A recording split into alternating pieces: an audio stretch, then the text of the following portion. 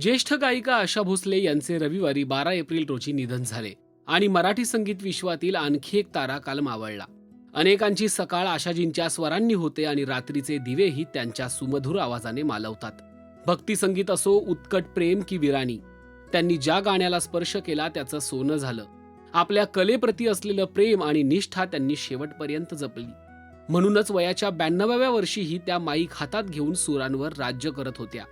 त्यांच्या निधनाने केवळ संगीत क्षेत्रच नाही तर लाखोंचा चाहता वर्ग आज शोकाकुल आहे.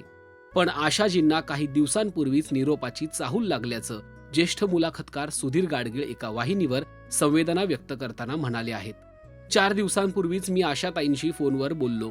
त्याच वेळी त्या निर्वाणीचं बोलत होत्या, असं सुधीर गाडगीळ म्हणाले आहेत. मी फोन केल्यानंतर आशाताईंना विचारले की काय म्हणताय, त्यावर त्या म्हणाल्या, काय म्हणणार आता, 93 आलं, आता जायचं.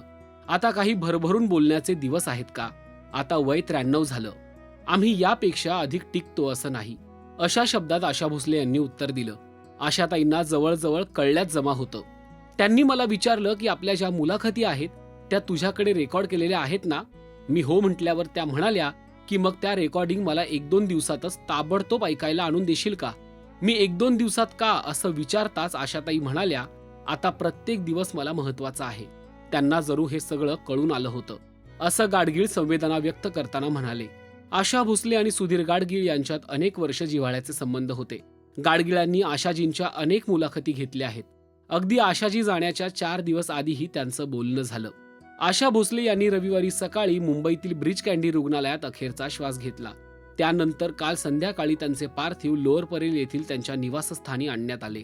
आज सोमवार 13 एप्रिल रोजी दुपारी 4 वाजता आशा भोसले यांच्या पार्थिवावर दादर शिवाजी पार्क येथील स्मशानभूमीत अंत्यसंस्कार होतील.